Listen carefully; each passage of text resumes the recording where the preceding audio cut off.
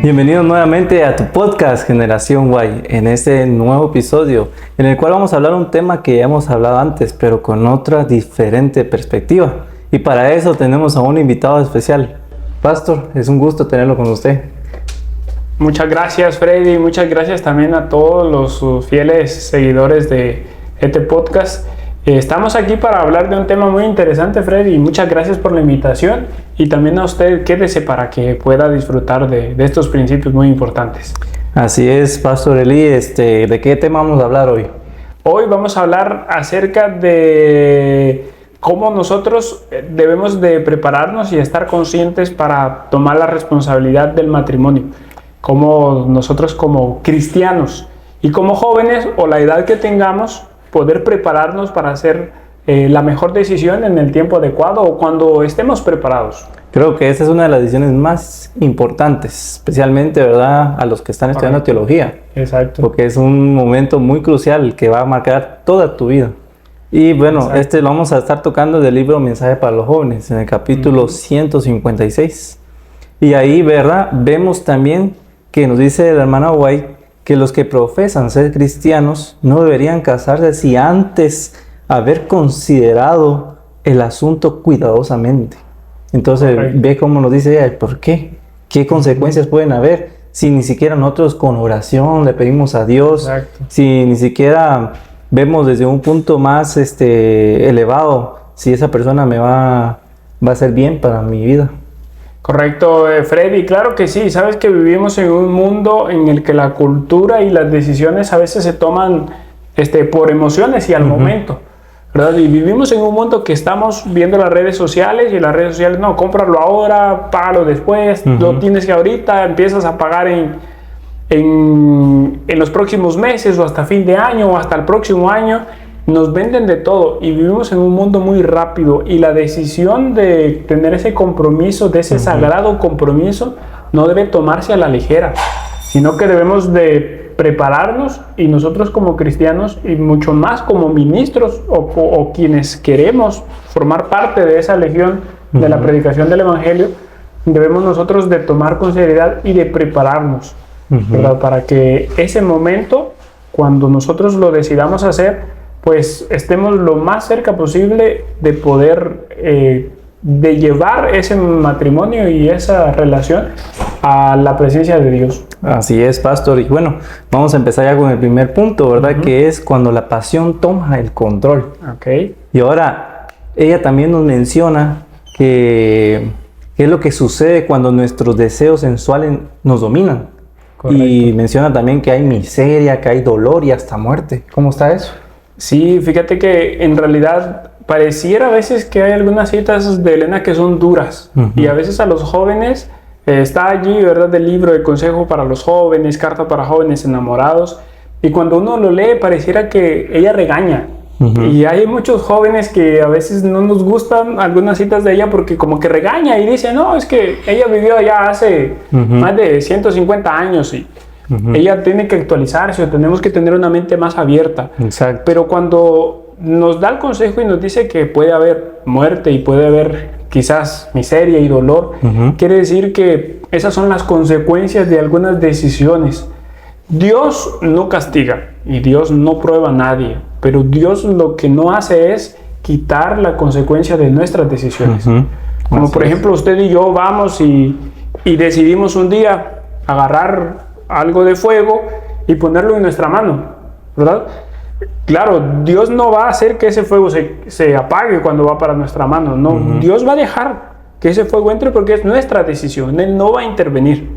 Si cuando ya nosotros tenemos aquí la brasa o el carbón encendido en la mano, nosotros nos arrepentimos, después vamos y oramos a Dios, Dios no va a sanarnos al instante, pero sí, Dios nos va a dar la sabiduría para poder sanarnos de esa herida y para que quede la cicatriz lo más pequeña posible. Nos va a dar la sabiduría de ir a los médicos y hacer lo demás. Así es en nuestra vida también. Dios no va a borrar las consecuencias de nuestras decisiones, pero por eso es que ella nos dice, nuestra guía nos dice que debemos de pensar muy bien antes de tomar estas decisiones. Freddy.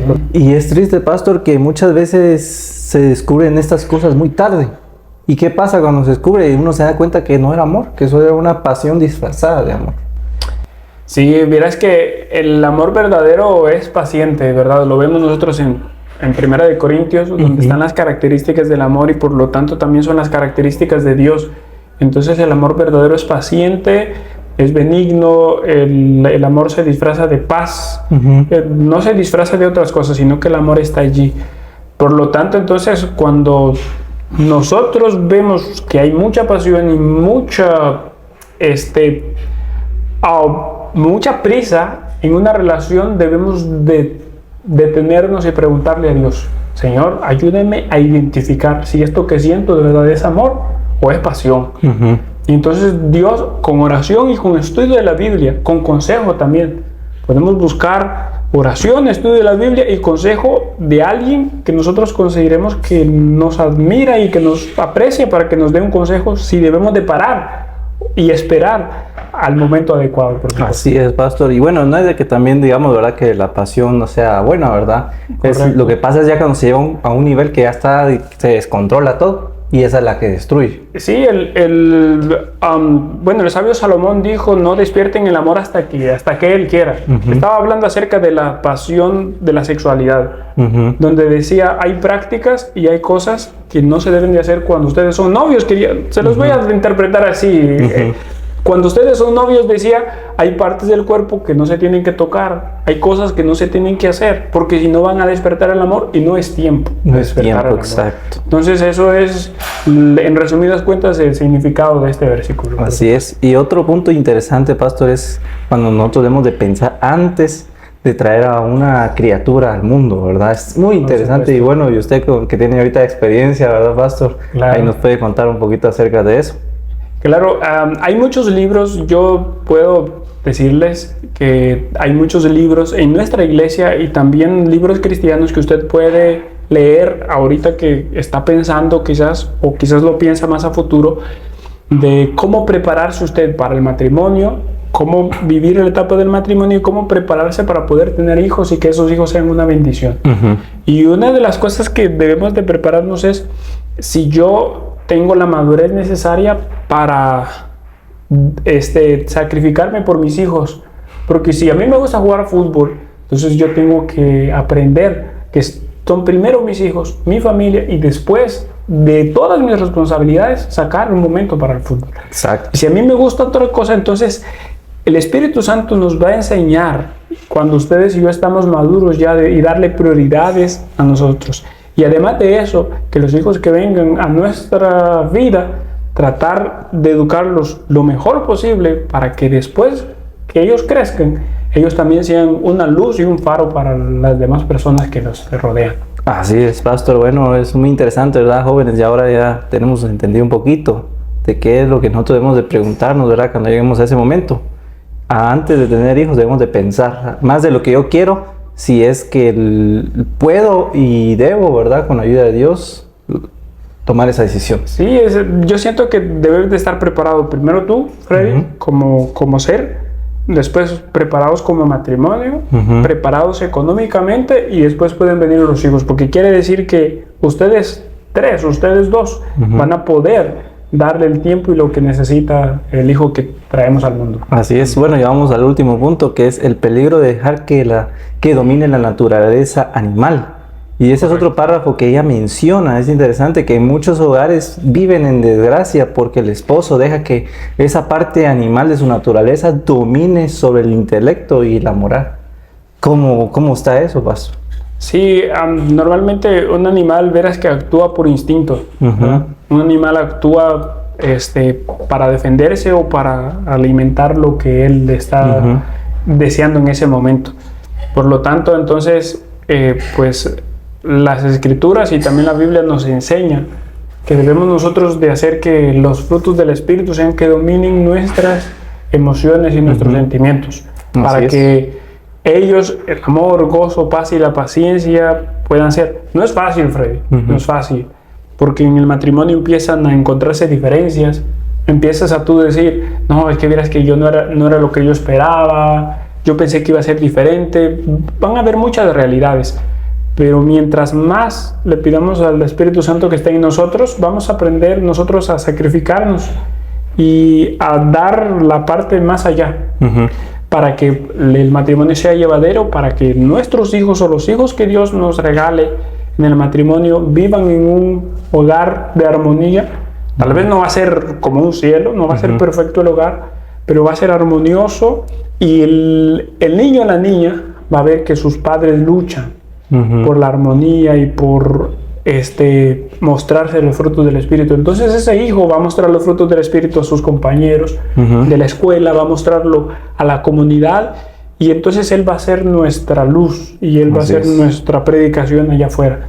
Pero es muy importante eso, y se logra a través del estudio de la Biblia y de la comunión con Dios, por supuesto. Así es, pastor. Bueno, ya para ir cerrando, pastor, ahí en breve, ¿qué consejo nos daría ahorita a los jóvenes y más a los que están pensando ya en casarse?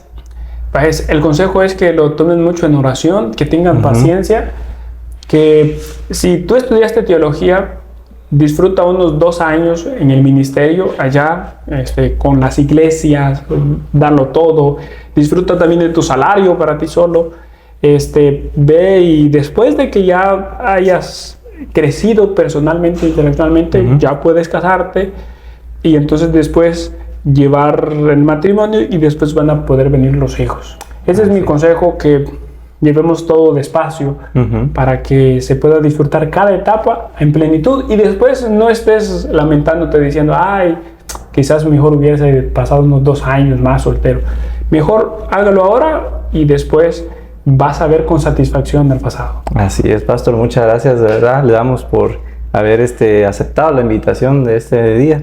Y bueno, amigos, recuerden que el éxito del matrimonio no depende de cuán fuerte sea la atracción inicial, sino de cómo honramos a Dios en cada decisión. Y debemos entender de que cada día que pasa tenemos que estar caminando junto con Dios. Que el Señor los bendiga, y los esperamos en nuestro próximo episodio de tu podcast Generación White.